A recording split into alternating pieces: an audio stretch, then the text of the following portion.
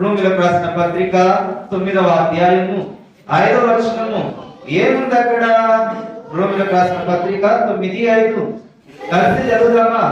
పితరులు వీరివారు శరీరమును బట్టి క్రీస్తు వీరిలో పుట్టెను. ఈయన ఎవరైనా క్రీస్తు సర్వాధికారి అయిన దేవుడై ఉండి, మరొకసారి సర్వాధికారి అయిన దేవుడై ఉండి, మరొకసారి సర్వాధికారి అయిన దేవుడై ఉండి. ఈ మాట క్రిస్మస్ ట్రీ గురించి కాదు కదా, ఈ మాట క్రిస్మస్ తాత గురించి కాదు కదా, ఈ మాట పశువుల పాక లేదా సిలువ మరియా గురించి కాదు కదా, ఈ మాట యేసు ప్రభుని గురించి. ఎవరు నిరంతరం స్తోత్రార్హుడై ఉన్నాడు? యేసు ప్రభు నిరంతరం స్తోత్రార్హుడై ఉన్నాడు. మంచిది. మనం ఎవరిని ఆరాధన చేయాలి? మరి ఎవరికి కృతజ్ఞతాస్తుతులు చెల్లించాలి? మరి మన సిలువన, క్రిస్మస్ తాతన, లేదా మన సమయం అంతా ఒక మూలకి పశువుల పాక ఆ కట్టెలతోని ఆ గడ్డితోని తయారు చేసి దాంట్లో సాయంత్రం అంతా కూర్చోడానిక సమయము? లేదా ఇంటి మీద నక్షత్రం పెట్టుకొని సంతోషపడమా? లేదా కేక్ కోసుకొని అందరితోనే ఆగిపోవడమా? లేదా విందు అంటారా? క్రిస్మస్ అంటే మన మనసులో లేదా మన దృష్టిలో క్రిస్మస్ అంటే ఏంటి? క్రిస్మస్ మనల్ని చూస్తూ ఉన్న వాళ్ళందరికీ మన చేసిన ద్వారా క్రిస్మస్ అంటే ఏ సందేశం వాళ్ళకి వెళ్తా ఉన్నది అనేది ఈరోజు ప్రశ్న. నా స్నేహితులు నన్ను చూస్తూ ఉన్నప్పుడు క్రిస్మస్ అంటే వారికి ఏ సందేశం వెళ్తా ఉన్నది?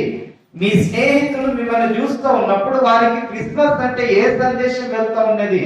మీ బంధుమిత్రులు ఎవరైతే యేసు ప్రభుని ఎరగని వారు ఉన్నారో క్రిస్మస్ అంటే వారికి ఏ సందేశం వెళ్తా ఉన్నది?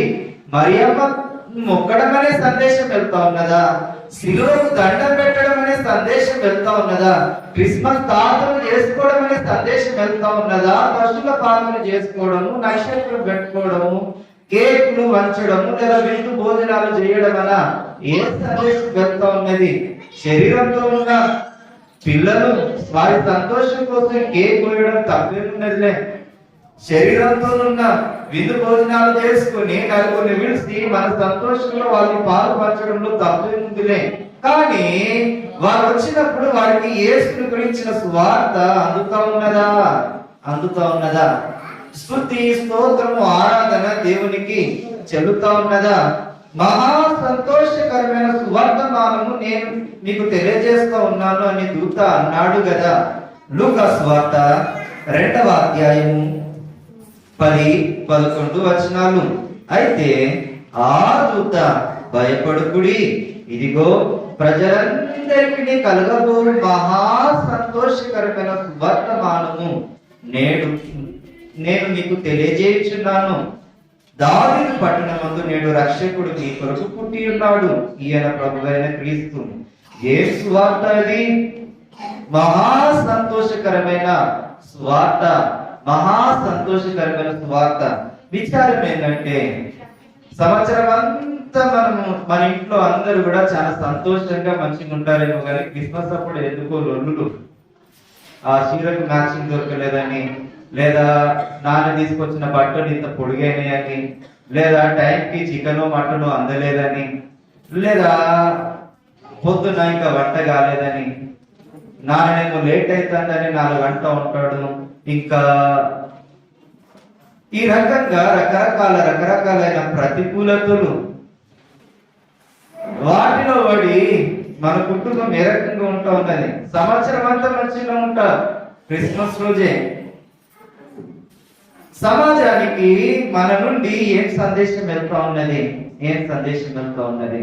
క్రిస్మస్ అంటే యేసు ప్రభు భూమి మీదకి వచ్చి ఉన్నాడు.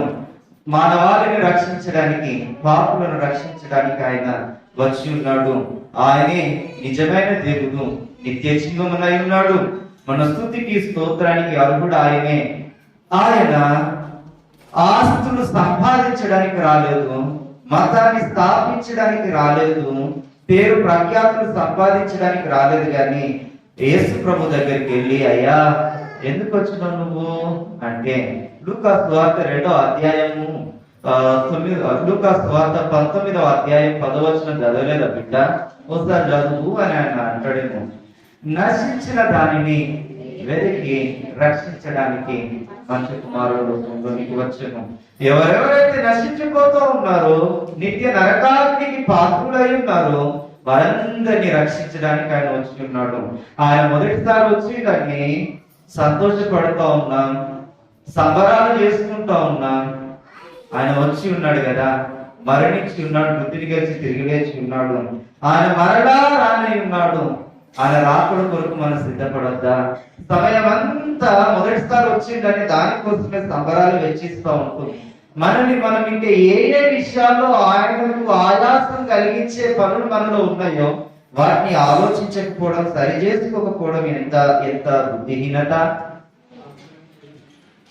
ఇక్కడితో నైపుణ్యత. ఆయన మరలా రానే ఉన్నాడు. ఈసారి క్రిస్మస్ కాదు, ఈసారి ఉగ్రత, ఆయన ఉగ్రత, ఆయన తీర్పు. దానికి మనం సిద్ధపడాలి.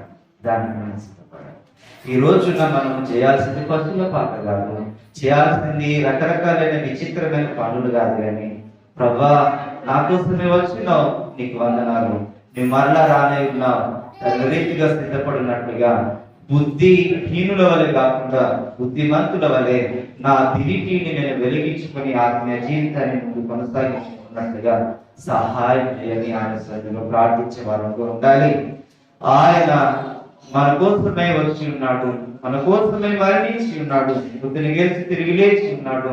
తండ్రి అయిన దేవుని ఎదుట విజ్ఞాపన చేస్తూ ఉన్నాడు, మరలా రానే ఉన్నాడు. ఏం చేస్తా? ఇంతగా మనల్ని ఎవరు ప్రేమించారు, ఇంతగా మనల్ని గురించి ఎవరు ఆలోచిస్తూ ఉన్నారు? కలిసి ఏకంగా కూడి, ప్రభా, నీ నామానికి వందనాలు, నా కోసమే వచ్చి ఉన్నావు, మరణించి ఉన్నావు, తిరిగి లేచి ఉన్నావు, మరలా రానే ఉన్నావు. ప్రభా, నీకు వందనాలని ఆయన సన్నిధిలో ఆయనకు మనం కృతజ్ఞతాస్తుతులు చెల్లిద్దాం. ఈ మహా సంతోషకరమైన సువార్తమానము, ఈ సందేశాన్ని మన జీవితం ద్వారా, మన మాటల ద్వారా, చేసుల ద్వారా, మన స్నేహి